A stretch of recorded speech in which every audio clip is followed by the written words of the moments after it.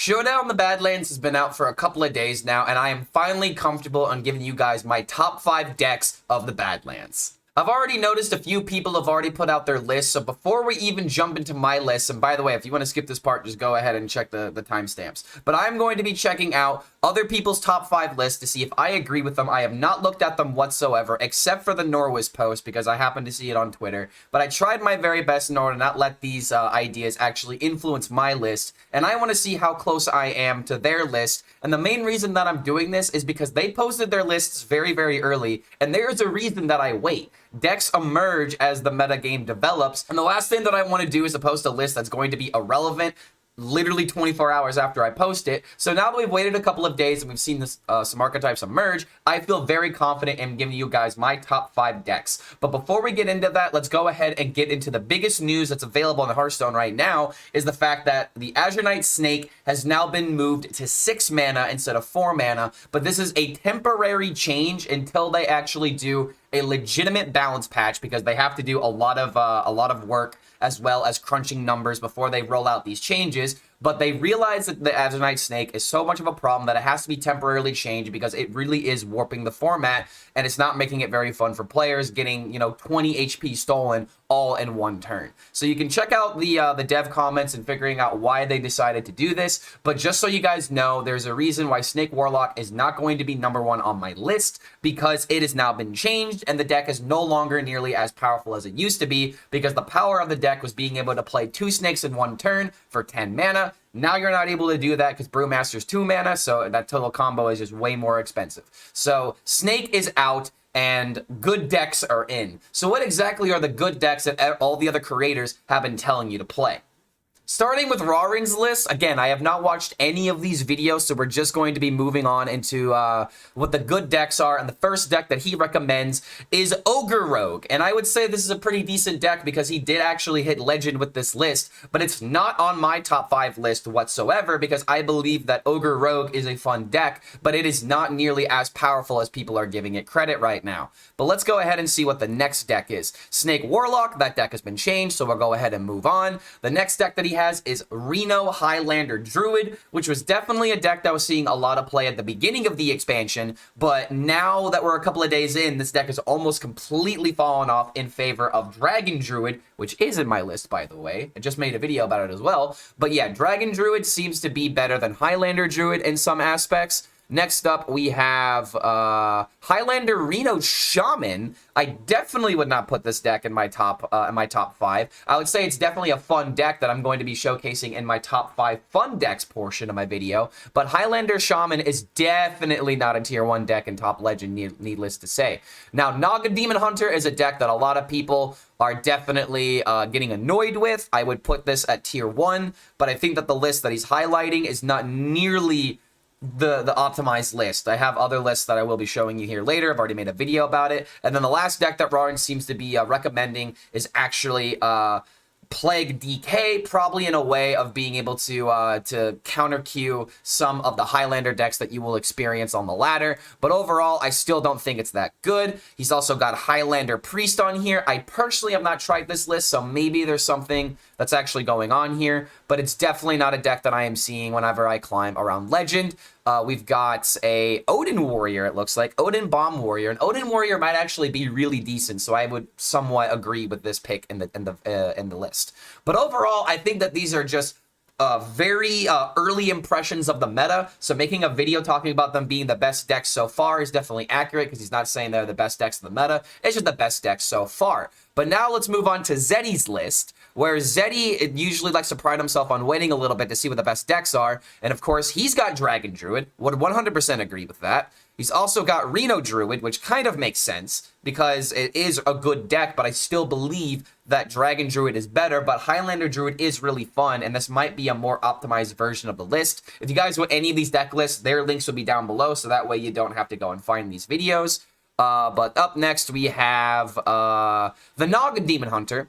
And this seems to be the good version of the deck, except it is missing a frequency oscillator. That seems to be the best version in my opinion. But having double Sigil of Time, having the Bartendo bot in order to get the Naga to the left of your hand seems like a pretty good idea, but I really don't like the idea of the Miracle Salesman. I really don't know where that's coming from. Through Felon Flames can kind of make some sense, but I feel like we have enough 0 mana interactions because we already have Greedy Partner giving coins, and we already have Disposal Evidence and Momentum being essentially 0 mana, and if you include the Naga discounts, you can easily make your 1 mana cards into 0 mana. So I don't think it's that insane. Again, Ogre Rogue making another wave on a list, making another run. I think it's a good deck, but I don't think it's a top 5 deck. It might be a top 10 for sure, but I don't think it's top 5 personally.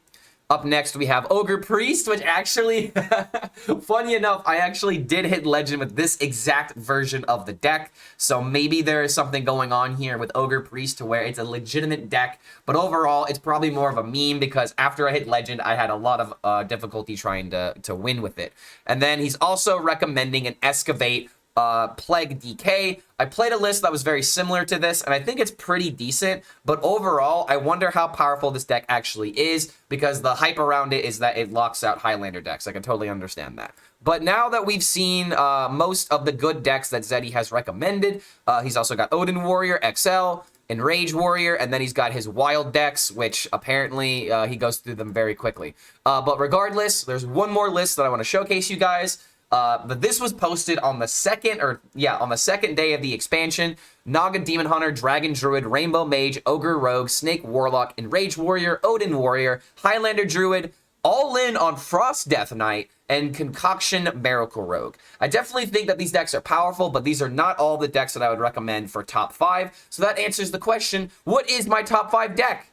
Guess what? It's not Mind Warlock because this deck has been nerfed. So we don't even have to worry about the snake anymore. So this begs the question even more. What are the top 5 decks of the ladder right now? In my opinion, I really do believe that Dragon Druid is one of the best decks to be playing right now. This is not necessarily top 5 in any particular order because I want to showcase these decks in a very specific way in order to let you guys know what exactly the meta is looking like. Because if I were to show you the first deck that I believe is the most powerful, you guys would think that the expansion did not really impact the meta all too much. But this deck definitely impacts the meta to where you have Snapdragon, Dragon Golem combos that just fill up the board very quickly. This is like a mix between Spitelander or Spiteful Summoner Druid as well as Clown Druid, and even with like a little bit of like some like hand buff mechanics, which really isn't that powerful and that prevalent in Druid, but because you have a way of filling up the board with a bunch of minions and you can easily buff them with the Snapdragon and the Asharan Gardens, as well as even the Take to the Skies, Dragon Golem has some very real synergies, and you also have Malagos for a refresh, and I think I already talked about this deck already, so if you want a deck breakdown on this deck in particular, feel free to check out the YouTube channel because I played this deck a lot, and it's probably the best deck that I've played so far. But here's what HS Replay is saying is the best deck in the meta, and my god, is it really annoying to see that Pure Paladin will just simply not die. It is essentially the exact same deck it's been for almost 3 expansions now, and it just really makes me angry that I want to play Paladin, and that it seems that this is just the way to play Paladin most of the time. However, I have good news. There is another really powerful Paladin deck that is making its way into the meta, and I really do believe it has the potential of being a top 5 deck. It just really depends on how the meta shapes out now that Snake Warlock is gone, because Snake Warlock really was the archetype that was keeping this next deck I'm about to show you a little bit weaker than I wanted it to be. But we've got Highlander Paladin, which has been getting a lot of attention from a lot of different people. Ali Straza ended up hitting Legend with this on the very first day of the expansion. Zacho from Vicious Syndicate has been talking a lot about how good Highlander Paladin feels. Or I'm sorry, Highlander Paladin. And he has the list that's on Vicious Syndicate, which is exactly what this list is. It's kind of insane how right on the ball they were, where they just put in a bunch of good cards, and these cards really do support each other. I would argue that like the weakest card in here is probably the Musclotron, just because hand buffing the cards really doesn't seem that good unless you are playing all in on curve. But the misconception about Highlander decks is that they're all in on control, but this is essentially a tempo-oriented Highlander deck to where you don't care about going to the late game, you just care about playing on tempo, and you can go to the late game if it does get that drawn out, but you have ways of ending games before your Reno Highlander card even becomes part of the equation. But there is something to keep in mind about this deck. Reno is the only neutral card in here. So you have ways of being able to pop off with the Curator and the Countess, but you have to make sure that you draw your Reno. And in most situations, I think people just keep this card in their mulligan, but even if you don't keep it in the mulligan, you still have the Order in the Court in order to draw it somewhat consistently. And then after you draw your Reno, you'll hopefully draw your Countess, depending on which 7-drop you happen to draw in the moment. But this deck really does feel like it has a lot going for it, and it is a good Highlander deck that I think that you could take the Legend. It just might take some time to get there.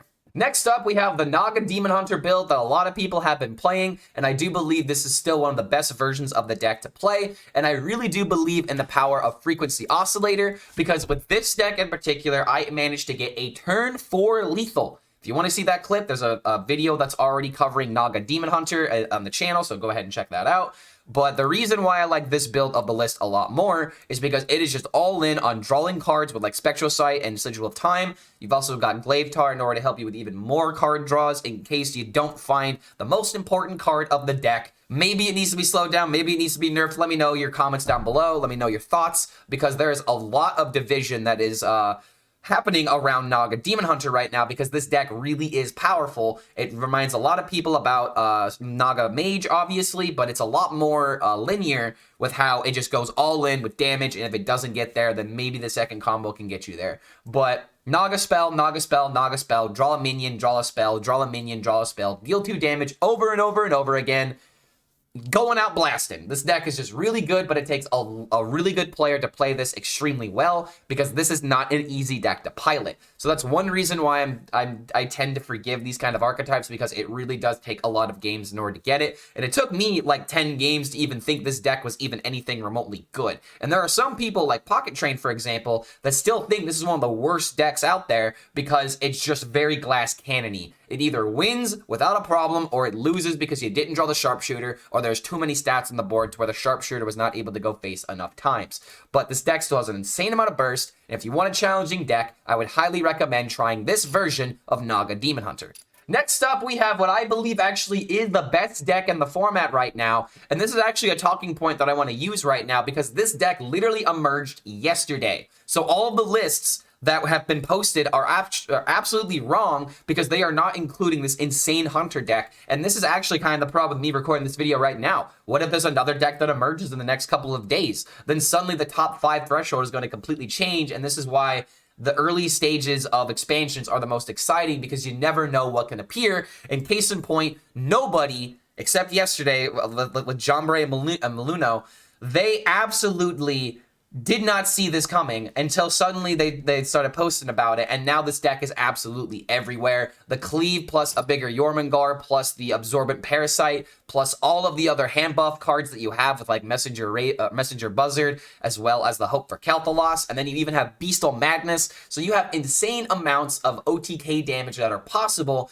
to where if this card, even if you don't play the extra buffs, if you just play the Gargan when it's infused, as well as the Parasite into this, for 7 mana, you have an 8 attack minion, and if you are attacking into 1/1s, that is just 21 damage ready to go. And again, that's not including the Buzzard, that's not including the Hope for Kel'Thuzad, and that's not including the Beastal Madness, to where the potential of this deck is insane. And even if you happen to go up against an opponent that is going tall instead of going wide, you still have ways of being able to pressure with 4/1 minions that can become 6/3s, because you have double Buzzard in order to buff them while they're in hand, and then you have Beastal Madness while they're on the field in order to make them into 7/3s. Awakened Tremors is just freaking busted, and I cannot believe this card was originally printed this way, especially when they knew that in the future they're going to be supporting it even more. So honestly, I feel like these guys need to go to 3/1s. That's my suggestion if they have any nerfs that they're just going to do to properly tick this down a little bit.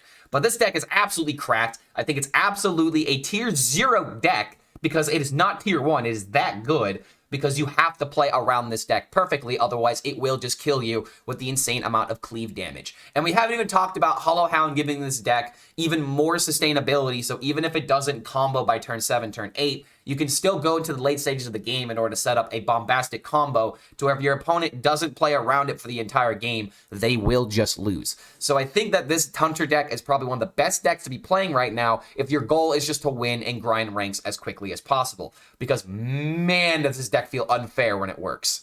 And the last deck that I'm going to be showcasing in this video is actually Rainbow Mage. Now, I'm not 100% sold on this version of the deck because I'm not really sure about the Tram mechanic being in here. But the Miracle Salesman 100% deserve a spot in this deck because 0 mana deal damage with Sif just feels really good to me. But something that I might personally do is I wouldn't mind taking out the Tram mechanics and putting in like another Stargazing or maybe another Elemental Inspiration, just so that way we have a lot of pressure and tempo that we can exert. But overall, Sif Mage is still a really good deck. Same thing with like Odin Warrior. Like, the only reason I'm not putting Odin Warrior is because now I'm at my number 5 slot. But I wanted to showcase Rainbow Mage because it has a lot of new cards that find its way into this list, like the Stargazing, like the Snake Oil Salesman, and I still am not sold on the Tram mechanic, but at least it's a new card that finds its way into this deck. But this is probably the very first card you could cut if you really don't want it. Maybe you want to run Norganon. Norganon is probably still absolutely fine if you're trying to use that for climbing.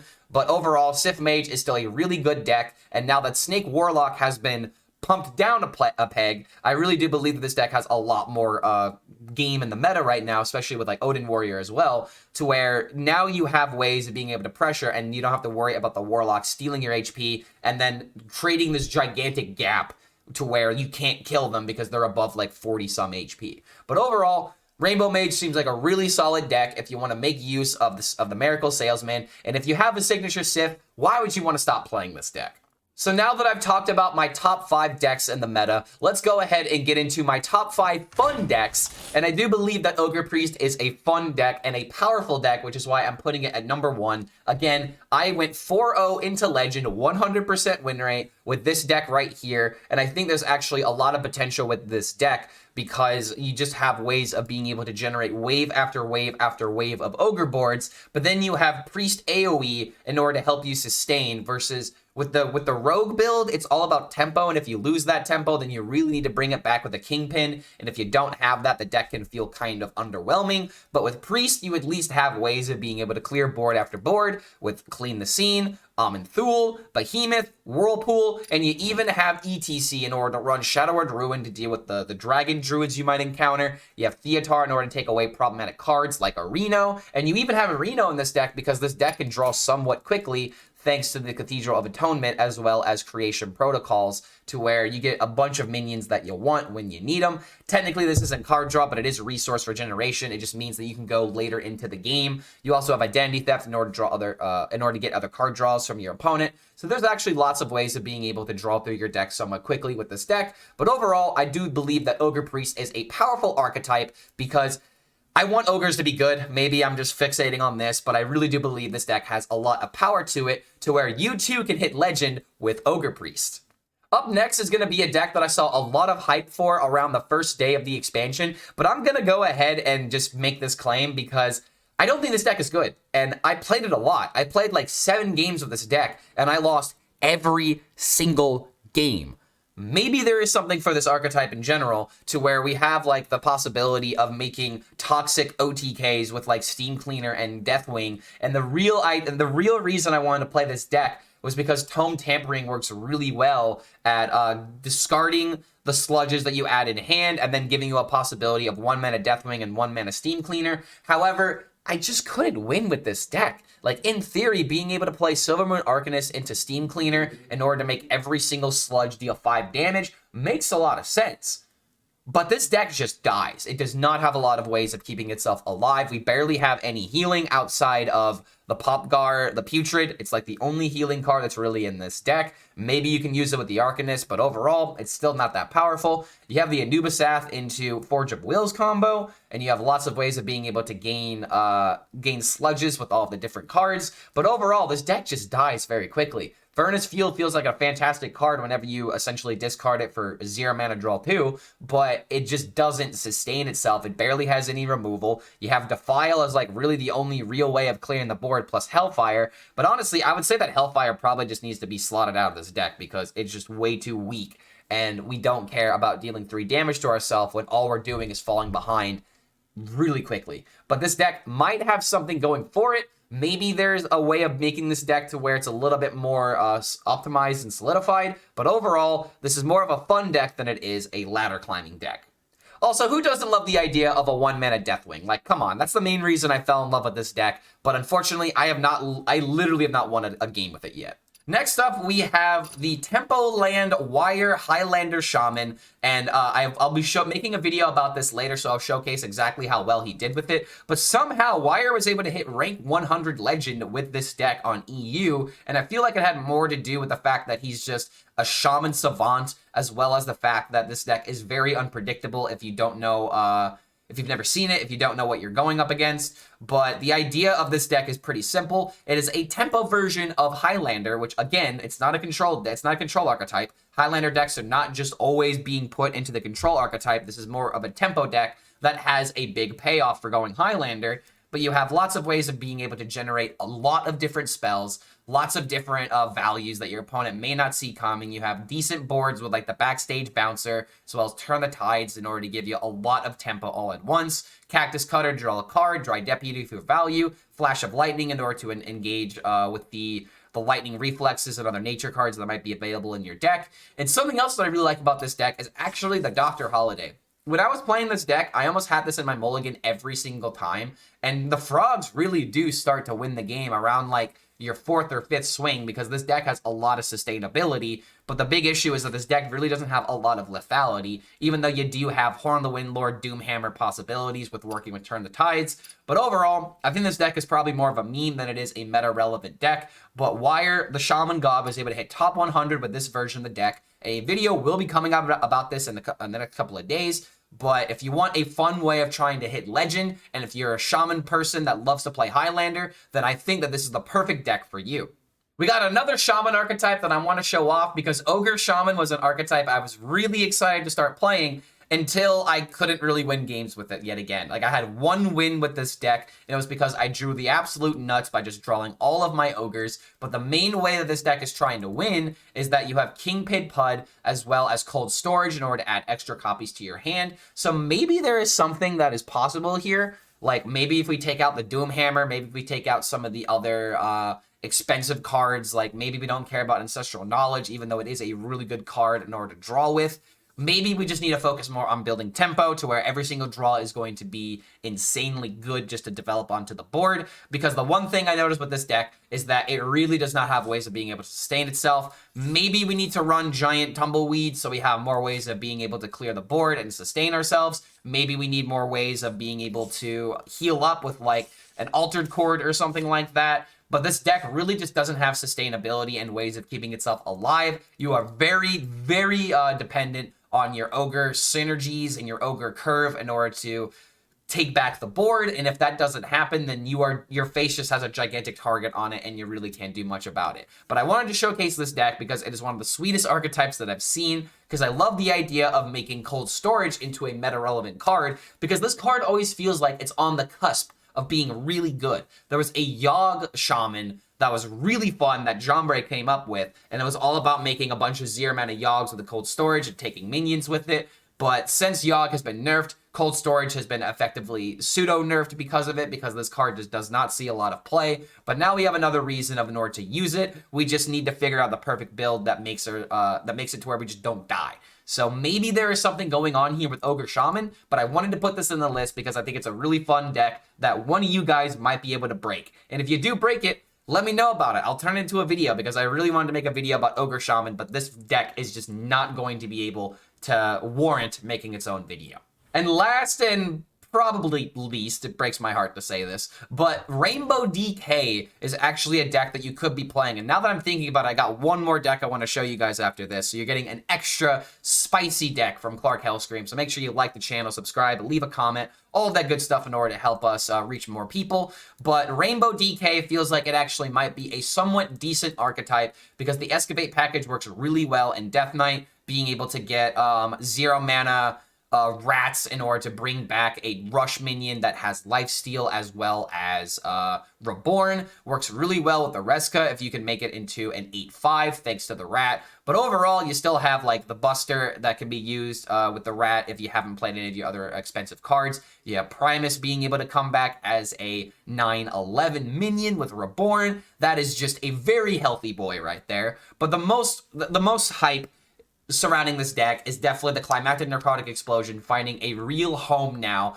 because this deck has just really been a meme, to say the absolute least. But now we have lots of Corpse Spenders with Ma and Pa, Malignant Horror. We have ETC with Fizzle in order to get extra copies of the card if we want it. Maybe there's a reason to main deck this instead of putting it in ETC, but the guy that sent me this deck says this deck feels pretty decent. We have lots of ways of generating corpses and spending them with like Mosh Pit and Crop Rotation. But overall, I think this deck is still somewhat of a meme, because unfortunately the Climactic Necrotic Explosion is just not good enough in order to deal OTK levels of damage. So you need a deck that can deal some chip damage to where this can be one gigantic burst of damage that doesn't deal 30 damage, but you can potentially get this to 15 to 20 somewhat easily. But if you're wanting to play Rainbow DK, this might be one of the best ways of doing it.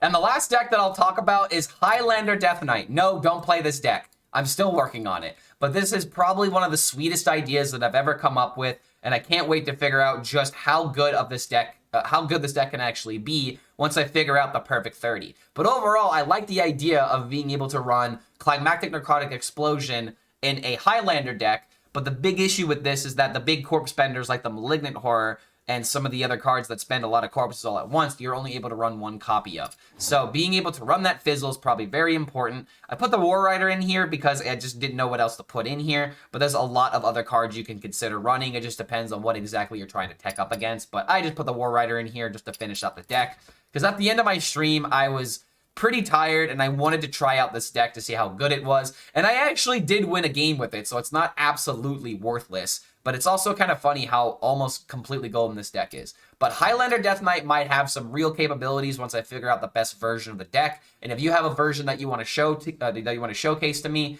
feel free to leave it in the comments and I will give it a try, because I really want this archetype to be somewhat good, even though it's probably one of the worst Highlander archetypes possible besides Highlander Warrior, because you have a lot of dyssynergies with that deck, and most of the time with Warrior you want to run those duplicates. But if you want a fun challenge to take on to the ladder and try to not go crazy playing this kind of archetype and going crazy against the good decks that you'll encounter, then maybe Highlander Death Knight is the perfect deck for you in order to really itch the scratch of playing off-meta relevant decks.